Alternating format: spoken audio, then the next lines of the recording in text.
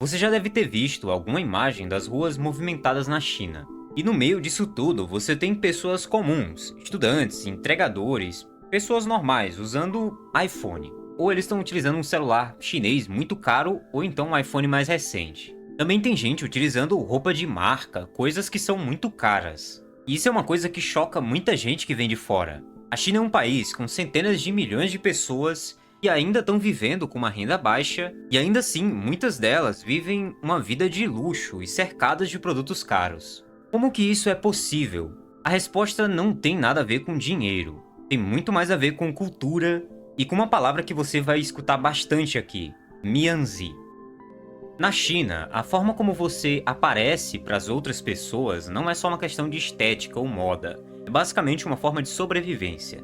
Existe um conceito milenar chamado Mianzi, que a gente pode traduzir como face ou rosto social. Não é o seu rosto literal ali, físico, mas sim a imagem que você projeta para as outras pessoas. É o seu status social percebido. E na cultura chinesa, que é profundamente moldada pelo confucionismo, essa imagem importa de um jeito que vai muito além do que a gente está acostumado no Ocidente. Perder a face, ou ser visto como um fracassado, um pobre, uma pessoa sem sucesso, é uma das piores coisas que podem acontecer com uma pessoa dentro da China. É quase uma vergonha pública. Você perde o respeito da família, dos colegas, de todo mundo. Isso pode afetar muitas áreas da sua vida.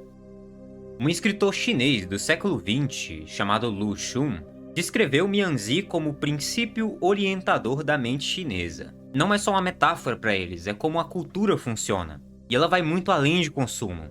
Na China, dentro de um relacionamento, o homem precisa ter um status igual ou superior da sua mulher. Se a namorada ganha mais que ele, isso diminui o Mianzi dele.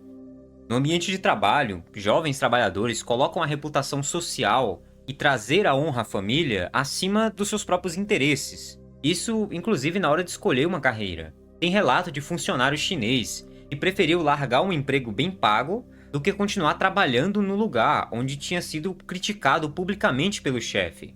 Para eles seria impossível recuperar o Mianzi depois de uma humilhação daquele nível. E não para por aí. Pais de filhos solteiros são constantemente questionados por parentes e por amigos sobre quando o filho vai se casar. A pressão é tão grande que muitos pais não só pressionam os filhos, como vão à procura de um parceiro para eles. A gente falou mais a fundo sobre isso no vídeo passado, inclusive. Salvar a face aqui significa demonstrar sucesso, mostrar que você conseguiu chegar lá. E as pessoas se comparam muito por causa disso.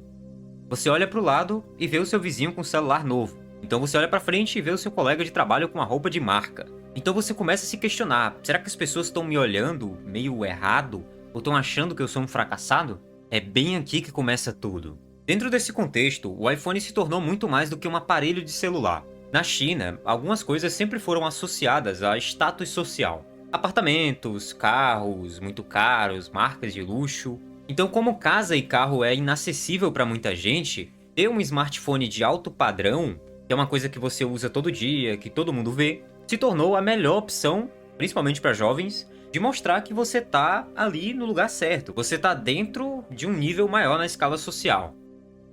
O iPhone, especificamente, carrega um peso simbólico enorme. Ele representa modernidade, acesso a um estilo de vida mais ocidental, sofisticado. Para muitos jovens chineses, exibir um iPhone não é sobre tecnologia, é sobre provar que você não seria menos do que ninguém. E isso aqui, com certeza, foi percebido pela Apple.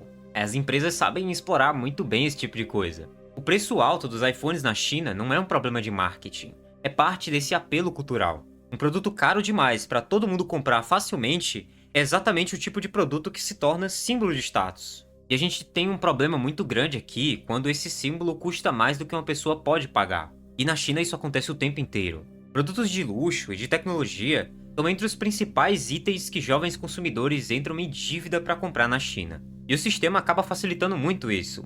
A partir de 2009, o governo começou a permitir que empresas oferecessem empréstimos pessoais mais rápidos do que bancos tradicionais, em valores inclusive de até 5 vezes o salário mensal da pessoa que está pedindo, e com prazos muito maiores de pagamento. O que poderia dar errado nisso tudo, né? Desde 2013, a expansão do e-commerce, das lojas virtuais e das fintechs acelerou ainda mais esse mercado de crédito ao consumidor. Os bancos chineses emitiram dezenas de milhões de novos cartões de crédito por ano. Os saldos pendentes cresceram muito até 2023, chegando a mais de US$ 1 trilhão. E vale ressaltar que aplicativos como a Alipay e o WeChat também passaram a oferecer crédito rápido diretamente pelo celular, tornando aí o endividamento ainda mais fácil e invisível. O processo inteiro ficou tão simples que, em muitos casos, obter um empréstimo de centenas de milhares de yuans levava apenas alguns minutos, e muitas vezes era incentivado pela própria loja ou concessionária ali na hora da compra. Você tem crédito fácil demais e uma cultura que valoriza a aparência. É uma combinação desastrosa. E a lógica por trás disso é muito assustadora, cara. Quando você para pra pensar aqui sobre isso, você vê que tem gente que economiza na comida, que mora num lugar muito pequeno. Tem gente que realmente passa necessidade na China. Mas algumas dessas pessoas não abrem mão do celular caro. Não é porque é uma coisa fútil, mas porque o celular é mais visível. Ele fala por você antes de você abrir sua boca. E na lógica do Mianzi, é isso daqui que importa. A explosão do consumismo chinês. Não dá pra gente entender essa obsessão por consumir as coisas sem entender o que aconteceu com a China nas últimas décadas. Entre os anos 80 e 2020, mais de 800 milhões de pessoas saíram da pobreza na China. Nenhum outro país conseguiu uma transformação tão grande assim em tão pouco tempo. Hoje em dia, o país tem mais de 400 milhões de pessoas na classe média. Isso chega a ser maior do que a população inteira dos Estados Unidos. Quando centenas de milhões de pessoas sobem de classe social ao mesmo tempo, o consumo acaba virando um símbolo de conquista. A China saiu da pobreza extrema em uma velocidade recorde, e uma geração inteira cresceu vendo essa coisa acontecer. Os pais trabalharam muito e passaram por privação, tiveram que abrir mão de muita coisa. Os filhos não querem passar pela mesma coisa, e eles querem que todo mundo saiba disso. Os millennials chineses cresceram durante o que ficou conhecido como o boom do luxo, quando a demanda por produtos estrangeiros de alto padrão cresceu absurdamente. E o combustível, a gasolina que foi jogada nesse fogo, foi, com certeza, as redes sociais. O Douyin e o Xiaohongshu criaram um ambiente onde influenciadores exibem apartamentos, carros, roupas e experiências de luxo para milhões de seguidores. As lives de venda, inclusive, são um fenômeno no país. O influenciador aparece ao vivo, mostra um produto, e milhares de pessoas compram em tempo real. Esse mercado de lives e e-commerce na China atingiu cerca de 300 bilhões de yuans, quase 45 bilhões de dólares em 2024. Se você não entendeu ainda o tamanho disso daqui, a gente tem um caso bem curioso. Em janeiro de 2024, o influenciador Dong Yuhui gerou mais de 880 milhões de yuans em vendas em apenas uma sessão ao vivo no Douyin, em uma única live num único dia. Isso aqui é uma coisa que era impossível de acontecer há uns 10 anos atrás. Mais de 47% dos usuários do Douyin já fizeram compras através de lives de influenciadores. Então não é só um aplicativo de entretenimento mais, é uma máquina de vender de fato. Uma máquina de dinheiro que a China tem usado de forma muito inteligente, mas que também em contrapartida faz as pessoas comprarem muito mais. Então os chineses são um povo bastante consumista. Voltando para a ideia do Mianzi, vale aprofundar um pouquinho mais nele porque ele explica praticamente tudo isso. As pessoas na China têm muito medo de desaprovação social. Na prática, significa que não aparecer bem para as outras pessoas tem consequências reais. Numa reunião de família, você ser o único que não tem um carro é um motivo de comentário. No trabalho, usar um celular de marca desconhecida pode ser um sinal de fracasso profissional. Tem várias situações assim que a gente pode pegar aqui como exemplo que acabam mostrando muito bem como isso funciona. E o que complica mais ainda é que a China é uma sociedade muito coletivista. Você não é só você representa a sua família, a sua cidade, o seu sobrenome. Então, os sucessos e fracassos são coletivos. Quando você parece bem, a família inteira acaba salvando a face. E quando você parece mal, já dá pra imaginar, né?